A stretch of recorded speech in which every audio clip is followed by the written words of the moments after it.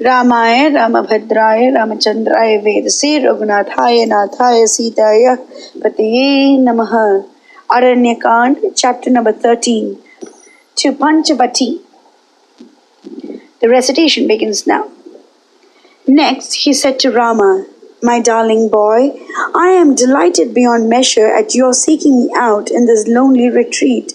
Your long walk has fatigued you much, as I see by your heavy perspiration.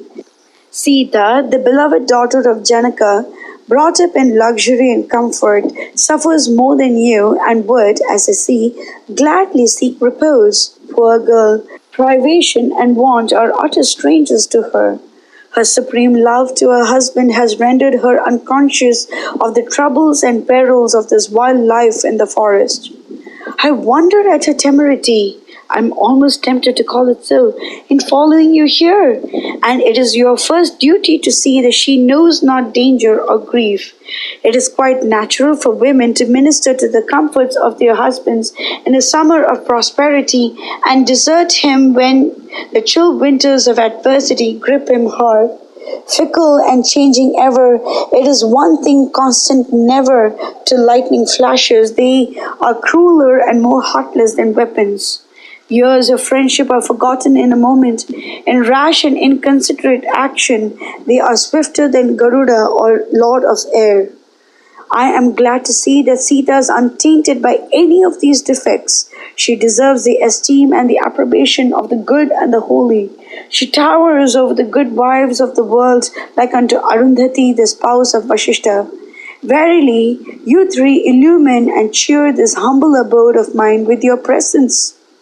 Thereat, Raghava clasped his hands in humble reverence and said, "Holy One, blessed am I above compare in that I have found favor in your eyes.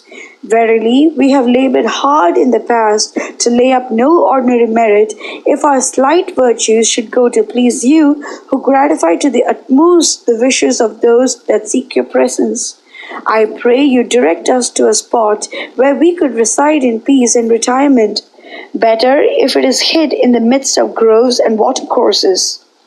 Agastya ran his eye over the future and all it held, and selecting a likely spot, replied, "Rama, 2 yojanas from here is a place named Pañchavati.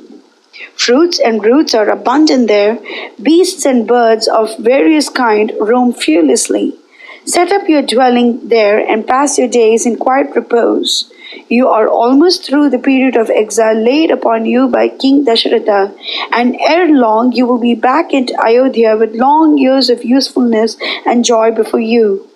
King Yayati of old was raised to the high worlds through the merits of his firstborn. Even so, Dasharatha, your father, is now among the blessed thanks to you. My friendship with him and my yogic powers have acquainted me with everything that has befallen you till now.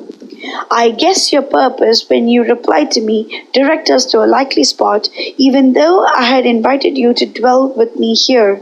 So, repair to Pañchavati. It is a lovely place on the banks of Godavari and within easy approach of my ashrama.